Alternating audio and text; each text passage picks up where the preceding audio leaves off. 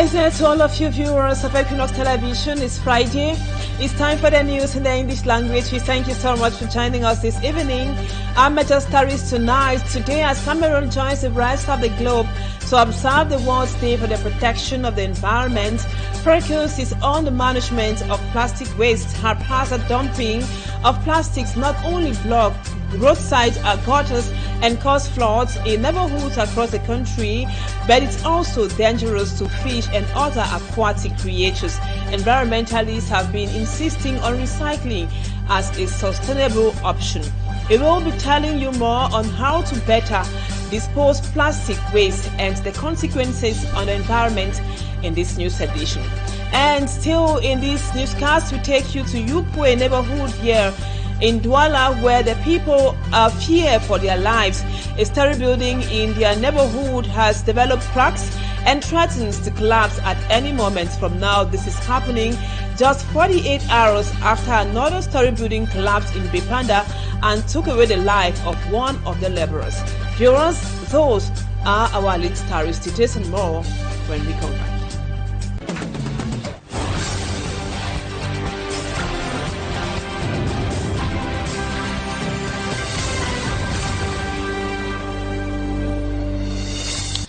Welcome back, viewers. Thank you so much for always being with us. We told you a while ago in the headlines that in Yupwe locality, here in the economic capital, Douala, the people there fear for their lives. A story building in that area has developed some cracks and is now threatening to collapse at any moment. This is happening just 48 hours after another story building collapsed that was in the Bepanda neighborhood, still in Douala, and one of the laborers lost his life. Our reporter Manjikan Gabriel spoke with the worried population of Yupwe and tells us more in this report. In the heart of Yupwe, littoral region, this four-story structure is keeping an entire neighborhood awake at night. Sources on the ground say it was approved as a three-story building, but construction continued to a fourth floor. Residents say as the foundation couldn't hold the weight, a section has already collapsed. I came here when the building was already down, so I was scared to come in with my clients' vehicles, so I bear the risks, even though I don't even use all the space behind because of security reasons, so I shift in front, so I still have enough space behind there. With the building still standing tall without any action taken, people are now describing it as a ticking time bomb. If they can just put everything down, then allow it there, then it will be better. The day the thing really goes down, I think it's going to destroy. It will destroy a lot. A car mechanic says his everyday prayer is that the building should not fall on his workshop. Reasons he is afraid to park cars close to the fence because no one knows when the whole thing will come down. At times in the night when it's rainy, I always think first in my mind, that building can go down. He is not alone. Neighbors say fear is now part of our daily life. Children play meters away from the cracked walls. Ironically, the council has ordered work on the building to stop, but on the ground, nothing has changed. No demolition, no reinforcement. For my own security reasons, I would like the government to do something concerning this building because my clients' vehicles are in big risk.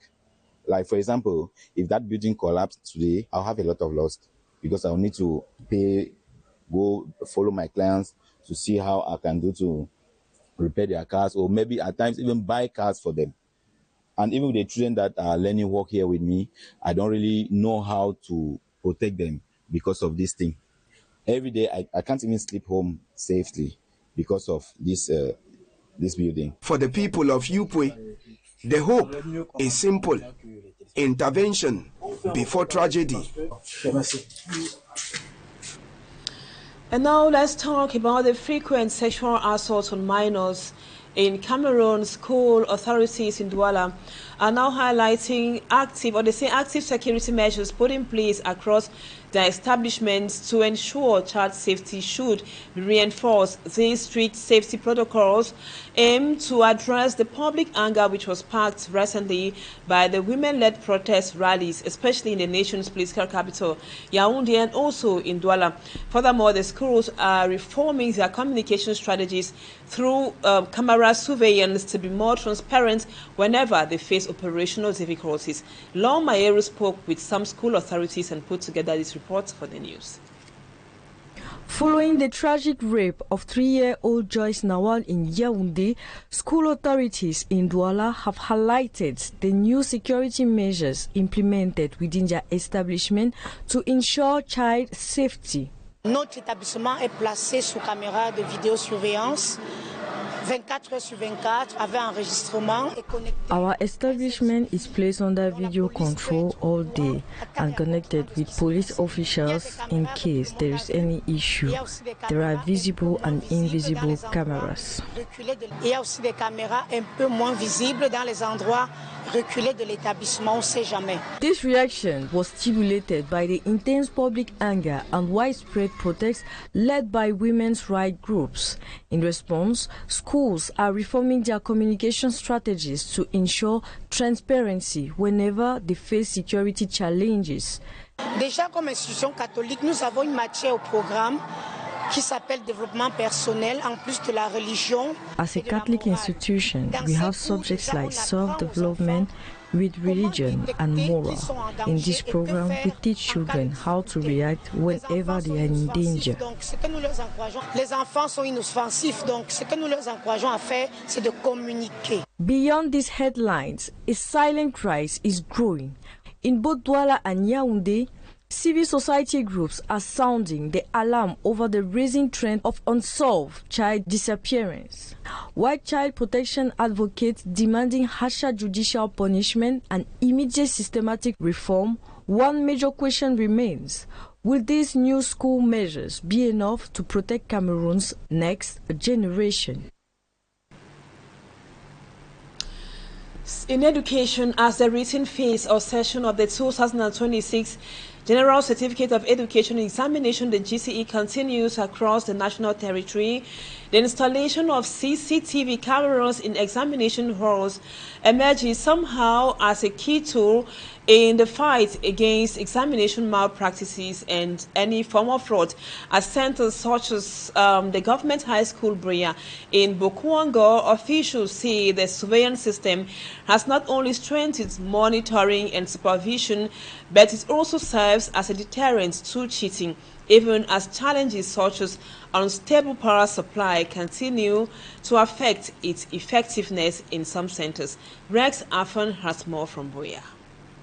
One of the reasons advanced for the installation of CCTV cameras in examination halls during the ongoing GCE written phase is the desire to curb examination malpractice. Several schools have already installed the cameras in their halls. We are very happy and we thank the GCE board for that innovation, because so far we are very happy to see the behavior of our students.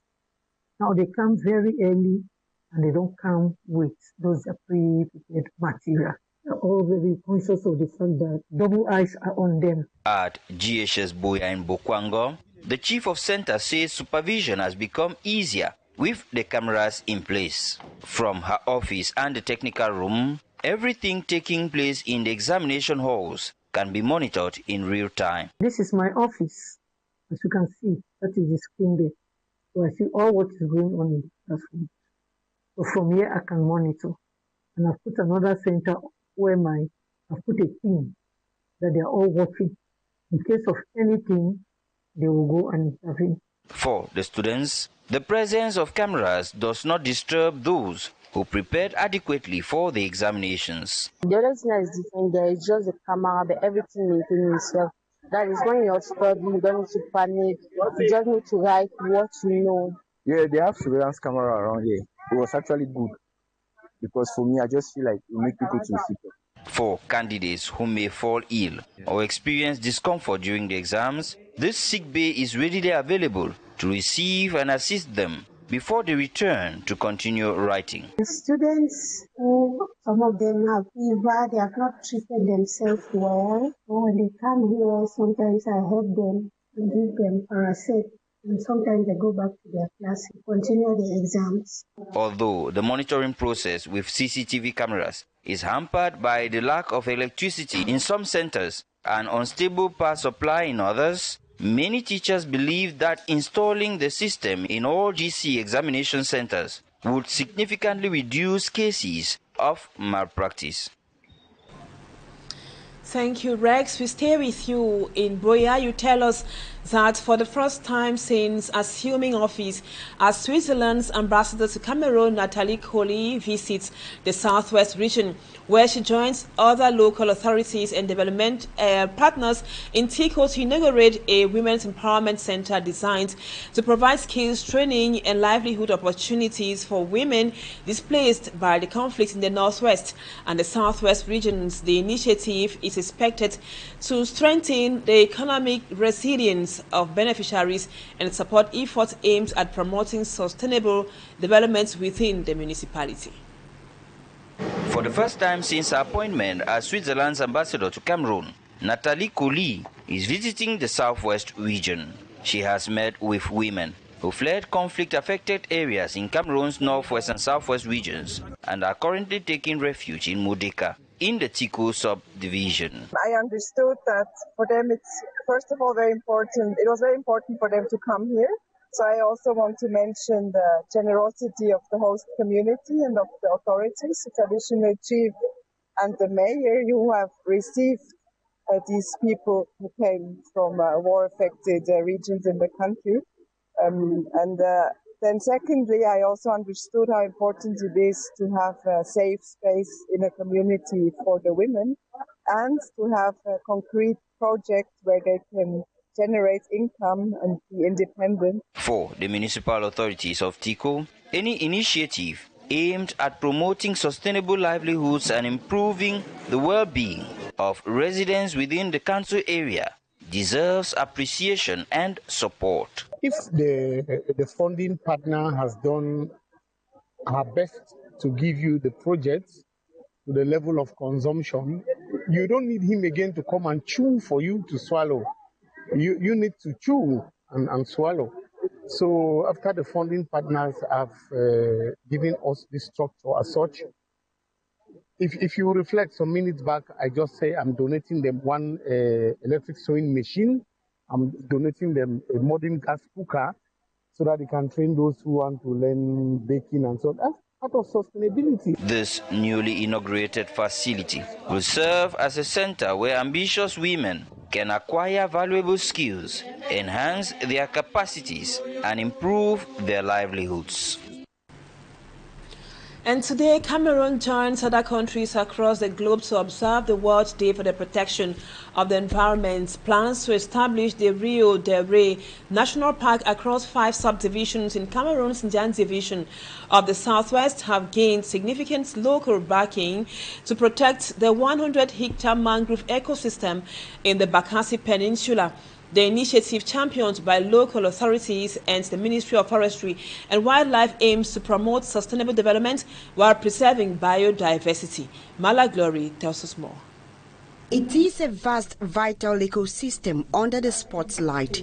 The proposed Rio de Rey National Park is projected to cut across 5 subdivisions in Indian Division, being Sangele, Kombo Abedimo, Kombo Itindi, Idabato, and Bamuso. During a crucial Divisional Commission meeting in Mundemba, the Senior Divisional Officer for Ndian, Gilbert Gibai Baldena, reminded stakeholders of the forest's immense economic value. He stressed that these mangroves sustain local communities through fishing and non-timber forest products. Ecological significance. The forest plays a key role in sustaining the livelihoods of local communities through fishing, non-timber forest products, and other Basinga Louis Sake welcomed the participants and urged local communities to embrace the project. He stated that gazetting the park will spark sustainable development while protecting the environment. I hereby those support this initiative and urge all community leaders and stakeholders to embrace this opportunity, the gazettement of the park. It gave residents a platform to voice their concerns and get direct answers from resource experts. I want to thank everybody who contributed in one way or another to see how peace should reign in their nation. This meeting follows a series of community-level sensitizations launched by the ministry. The divisional delegate of Forestry and Wildlife explained the technical roadmap ahead. Any claims or revendications from the population, and if these claims are valid, we have to also go back to the communities and try to resolve them in the village-by-village sensitization meeting. The historic meeting concluded on a high note with local leaders and stakeholders seemingly united in their support for the new national park. And now let's come back to the frequent blackouts experienced by inhabitants of Cameroon across the national territory. A sudden 40% drop in electricity supply has triggered widespread power shortage across Cameroon's littoral and west regions. Millions have been left in total darkness for days and even weeks, plunging local businesses into enormous financial chaos. For other small business owners, this massive loss of earnings is rapidly turning into a living nightmare. Law Mayeru spoke with some of them and tells us their plight in this report. The root cause of this blackout is a severe financial deadlock, as revealed in the official ministerial note. The energy producer, Goblet, has shut down its turbines due to the frozen bank accounts. Goblet blames the distributors, Eneo Local referred to alongside Socaldel, for chronic non-payment. In turn, the distributor points out the finger right back to unpaid government subsidies. But while public corporations debate over frozen assets, consumers are left in the dark, indifferent to the corporate blame game. They simply need power to survive. On parvient pas à travailler. On arrive au travail, comme vous constatez là. We are unable to work. We come here and all the machines are off. A zone like this, we constantly need energy. Une zone économique où les activités doivent se tourner, mais on est en arrêt. Operating charges and fixed costs are now soaring for above their actual revenues, threatening hundreds of small businesses with bankruptcy. Aux abois, j'ai des employés, ils ne peuvent pas arriver parce qu'il n'y a rien à faire. On ne peut pas travailler sans lumière. Vous comprenez pourquoi je suis autant courroucé. On n'arrive pas à travailler. I have employees, but they cannot be there because there is nothing to do. We can't work without light. That's the machine behind. I did only one t-shirt. On peut rien. Et les impôts sont derrière nous. Et le bailleur est derrière nous. Et on doit payer les salaires. C'est pas évident. Vraiment pas évident. In a desperate response, the Minister of Water Resources and Energy, Gaston Ilundu Isumba, has initiated emergency talk with the Ministry of Finance.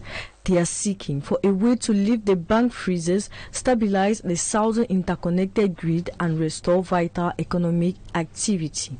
Yet, as long as the turbine remains idle, the financial deficit grows largely by the hours. Generally, we have alternatives. When we don't respect the deadline, we are forced to look for generators, which is more costly. Once again, the vulnerable workforce is left alone to absorb the heavy cost of crisis they did not create. And to these land disputes at the Peka-Disset neighborhoods in Douala, where tension has been high, and over a decade-long dispute of approximately a 76 hectare of land, the dispute has resurfaced recently, drawing hundreds of purchasers, indigenous residents, and rival claimants into a renewed struggle over ownership rights, with competing claims conflicting administrative decisions and court rulings fueling the controversy, authorities have stepped into the situation to contain the issue, suspending all construction activities as efforts intensify to resolve one of Douala's longest-running and most complex land disputes. Innocent Ase has details.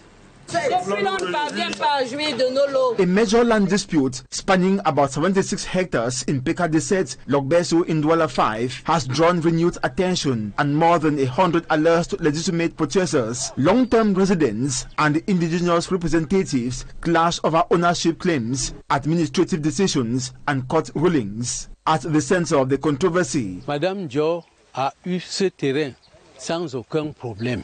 Land purchasers say they legally acquired plots from Clearinjo Bekombe Mateke, whom they identify as the owner of the entire estate covering the disputed hectares of land under a land title dating back to 1997. C'est un titre foncier vieux depuis 1997. They now face repeated administrative suspensions and fresh attempts to reprocess or re-register the same land. Nous faisons face à une succession de suspensions. Ngoa Moïse says the crisis has lasted nearly 2 decades and has left hundreds in uncertainty despite judicial rulings. D'acquéreurs de bonne foi, on est bloqué. C'est le MINCAF qui nous met dans les problèmes. He insists that even a Supreme Court ruling in favor of the original title holder has not resolved the dispute, leaving hundreds of alleged legitimate purchasers in prolonged legal limbo. Le MINCAF lève donc la suspension et balance le titre foncier 26419 sur le domaine privé de l'État. For many purchasers gathered on site, the situation has turned into years of tension, intimidation and insecurity. Since 2015, I tried to build my house here that is behind me.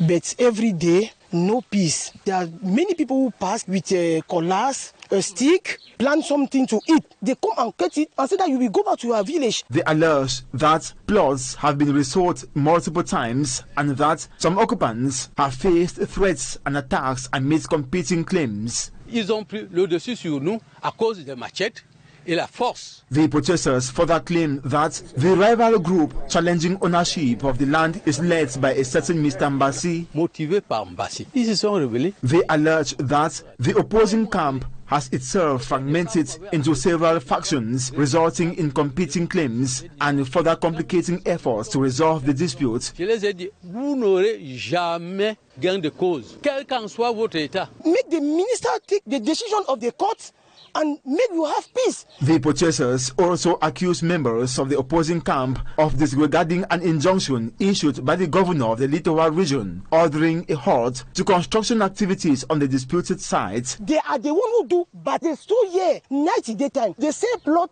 2-3 people, they tell them to build in the night. In the night, people build that fence there, over there. They build it in the night. But indigenous community representatives tell a different story. La question que nous nous posons maintenant, c'est de savoir pourquoi les deux se bagarrent sur nos terres. DJ says all we want is peace. Tout ce que nous demandons, c'est qu'ils partent d'ici, qu'ils nous laissent tranquilles. Faced with escalating tensions, the representative of the divisional officer of Douala 5, accompanied by a consultative commission, has since visited the disputed site. Following a meeting with representatives, the mission seeks to assess the situation on the ground and identify possible avenues for resolving one of the area's most complex and long-running land disputes.